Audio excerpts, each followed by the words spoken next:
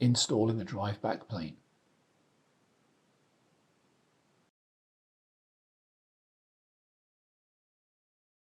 Place the backplane down and secure it in place.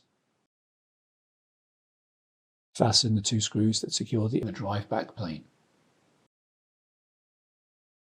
Hook the drive backplane onto the drive cage. Fasten the thumb screw. Use a screwdriver if needed. Connect the power and signal cables to the backplane.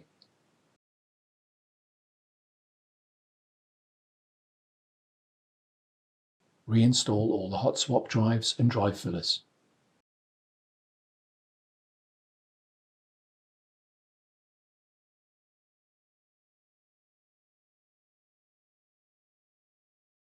Reinstall the following component. Refer to the following video in the playlist to complete the installation process.